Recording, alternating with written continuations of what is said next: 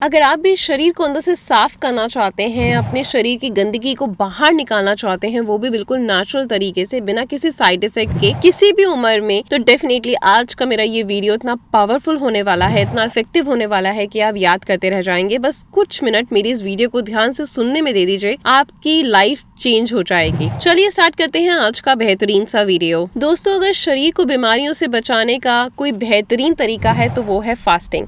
पुरुष हो या महिला, बड़े हो या छोटे, अगर आपने कभी फास्टिंग को नहीं आजमाया तो इस वीडियो को एक बार जरूर देखें। क्या होता है जब आप फास्टिंग करते हैं, आयुर्वेद और मॉडर्न साइंस का क्या क्या टेक है फास्टिंग के बारे में, मेरा पर्सनल फास्टिंग रूटीन क्या है उपवास का सही तरीका या कहा जाए प्रैक्टिकल तरीका। इस वीडियो के एंड तक आपको आपके सारे सवालों के जवाब मिल जाएंगे। दोस्तों, फास्टिंग की बात करें तो ज्यादातर लोग डर जाते हैं। उपवास और भूखमरी में जमीन आसमान का फर्क है। फास्टिंग जो होता है इंटेंशनल होती है, जबकि स्टार्वेशन फोर्स की जाती है। भूखमरी में लोगों को कुछ पता ही नहीं होता उन्हें खाना कब और कहां से मिलेगा। ये जनरली अकाल पड़ने पर होता है। उपवास में खुद की इच्छा से खाने से हम दूर रहते हैं, एक पर्पस के साथ कि बॉडी को अंदर से साफ करना है। बस यही स्टेट ऑफ माइंड हमें हेल्दी बनाती है। उपवास सदियों से अलग अलग कल्चर्स में हेल्थ और स्पिरिचुअल रीजन के लिए प्रैक्टिस किए जा रहे हैं। मुसलमान भाई रमजान के पवित्र महीने में उपवास रखते हैं। हिंदू धर्म को माने तो वो नवरात्रे में फास्ट करते हैं। बौद्ध भिक्षु दोपहर के बाद खाना नहीं खाते। फास्टिंग नेचुरल है,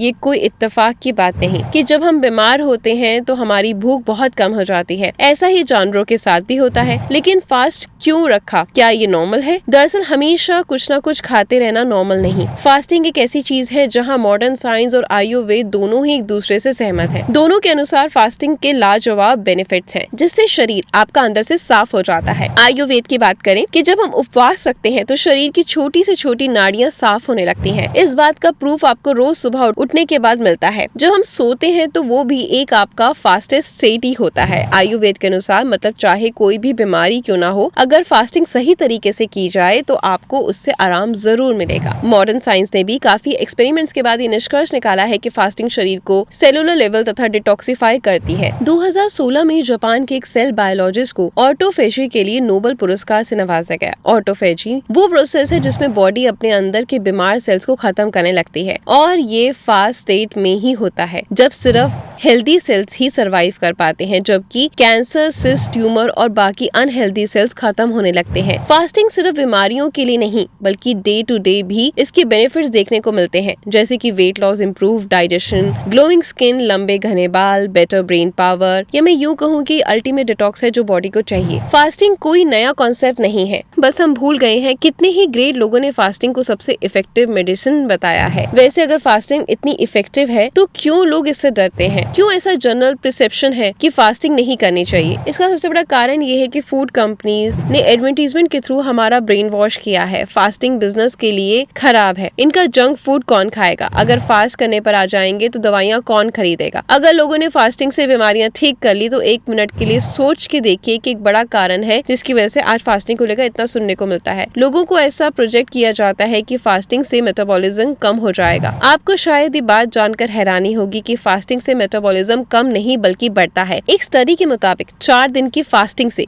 बेसल मेटाबॉलिक रेट 12% बढ़ गया, और एक और 22 दिन के ऑल्टरनेटिव डे फास्टिंग में बीएमआर रेट में कोई कमी नहीं आई। इससे बड़ा प्रूफ और क्या होगा? एक और कॉमन मिथ है कि फास्टिंग से मसल कम हो जाएगा। स्टडी से ये पता चला है कि फास्टिंग से बॉडी तब तक मसल रिड्यूस नहीं करती जब तक कि बॉडी को फैट एक्सेसली कम ना हो जाए। मतलब अनलेस आप सुपर स्किनी ही हो, आपको मसल लॉस के बारे में बिल्कुल चिंता करने की जरूरत नहीं। इनफैक्ट फास्टिंग से ह्यूमन ग्रोथ हार्मोन बहुत जल्दी बढ़ता है। इनफैक्ट स्टडी के मुताबिक 3 दिन फास्ट करने से एचडीएच हार्मोन 300% बढ़ गया और ज्यादा। एचडीएच का मतलब होता है कम बॉडी फैट और ज्यादा मसल। लेकिन क्या बॉडी का एनर्जी लेवल फास्टिंग से कम नहीं होता? एक्चुअली एक स्टडी में पता चला है कि 3.5 दिन की फास्टिंग में भी एथलीट की मेजरमेंट, स्ट्रेंथ और एंड्योरेंस में कोई फर्क नहीं आया, बल्कि बहुत से ऐसे एथलीट हैं जो सुबह बिना कुछ खाए वर्कआउट करना पसंद करते हैं। चलो, अब ये समझ में आ गया किसके फायदेमंद है। अब ये देखते हैं कि फास्टिंग करने का तरीका क्या है, सही तरीका क्या है, या यूँ कहूँ प्रैक्टिकल तरीका तरीका क्या है। फास्टिंग के डिफरेंट लेवल हैं, आप वही चूज करो जिसके साथ आप सबसे ज्यादा कंफर्टेबल हो। सबसे आसान है, एक दिन के लिए रोटी और चावल और बाकी ग्रेन्स जैसे कि बेसन, रागी, बाजरा या साबूदाना को रिप्लेस कर दो। इसे प्रॉपर फास्ट नहीं कहेंगे, लेकिन डाइजेस्टिव सिस्टम को बहुत हद तक रेस्ट मिल जाएगा। फिर आप एक पूरा दिन सॉल्ट लेस डाइट पे रह सकते हैं, जिसमें कि आपको सॉल्ट का इस्तेमाल बिल्कुल नहीं करना। बीपी, हाइपरटेंशन प्रॉब्लम में बहुत हेल्पफुल है। एक और तरीका है, जानबूझकर डिनर स्किप कर दो। इसका नेक्स्ट लेवल हो सकता है कि 2 ग्रीन मील स्किप कर दो, उसकी जगह फ्रूट्स या आप कुछ भी ले सकते हैं।